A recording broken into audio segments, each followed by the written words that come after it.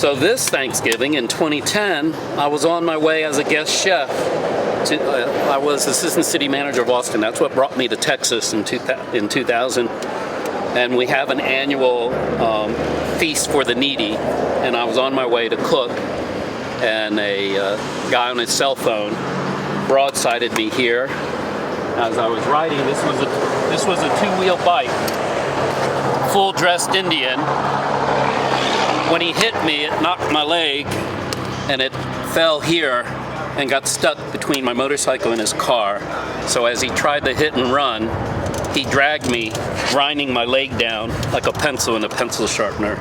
It was excruciatingly painful, but I refused to drop my bike. And it turned out, because I refused to drop my bike, it's what kept me alive. The orthopedic said that had I dropped it, probably would have dragged me to my death like he was trying to.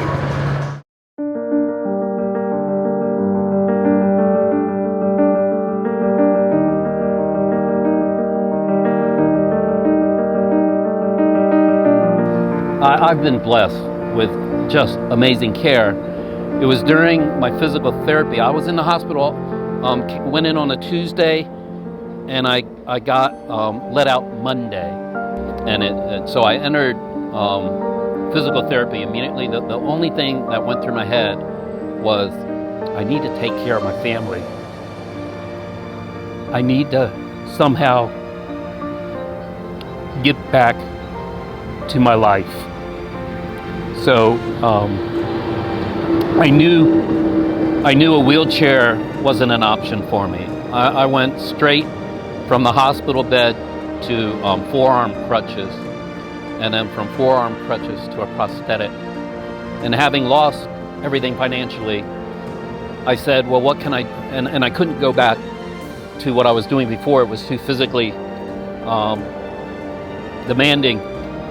So I said, my wife and I talked about it, I said I could cook. And I'm a French chef, and there was a famous Cajun chef called Paul Coudron, who in his later years, he got so huge, he was almost as wide as he was tall, he would cook sitting down. So my wife said, you can do that.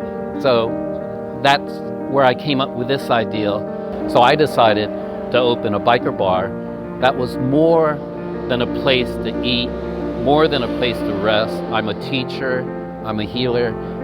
I not only feed your belly, but I feed your mind and your spirit.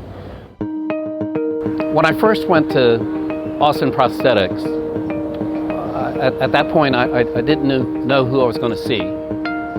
So I lucked out when Matt came, and we talked about my past experiences, my past legs, my past processes, how they fit, how they felt, the different equipment I had. I've tried just about every brand of foot on the market. I have a pin, I have a suction, and I have a vacuum leg, so I tried every system on the market. And we talked about all that. And what I liked about Matt, he said, now I have a better idea for you, and I'd like you to try it. He molded the liner, and I'm like, who does that?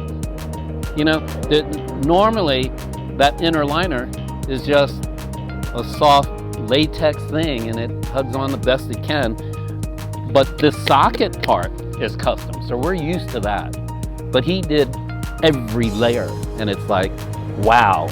No, I've had 17 legs. This is the first one that at home, I wear it all the time.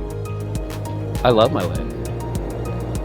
I'd give my left leg for a real one, but outside of a real one, no, I love this. Yeah, no, I'm like a kid. Yeah, I'm a happy guy.